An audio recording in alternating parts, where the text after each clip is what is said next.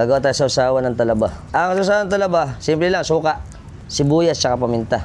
Pero pwede kayo maglagay, yung iba naglalagay ng bawang, yung iba naglalagay ng luya. Pero dito sa atin, sa Malolos, sibuyas lang, tsaka suka, tsaka paminta lang.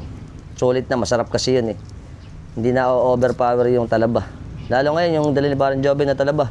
Mukhang mataba. Iya! Ito na. Expired. Yan lang oh. Para tayong chef eh. Diba? Simple-simple.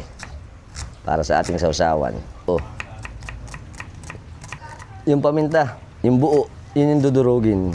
Mas malasa yung kaso wala tayong eh. Yan, sarap nito. Tsaka syempre, sukang sasa. Sukang paumbong. Oh, nakakapaglaway yan. Iya! Oh, diba?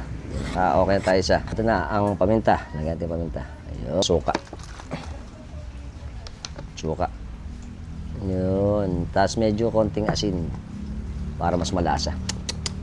Yung bango. Tama, bango. Oh. Tingnan natin. Ito. Naku po. Makunat pala. Tigas eh. Matigas. Pasok natin. Yun. Oh. Kumakatas pa. Oh, taba. Mataba pala pare dala mo yun. Tingnan nyo. Taba. Hop, tumutulo. Sabaw. Maalat pala. Masarap. Manamis-namis nga. Manamis-namis. Tsaka maalat oh. Hop.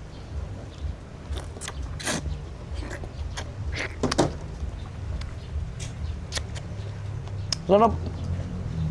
Bukas tinatagaya ito na dulo. Masarap. Nasang bebel gam.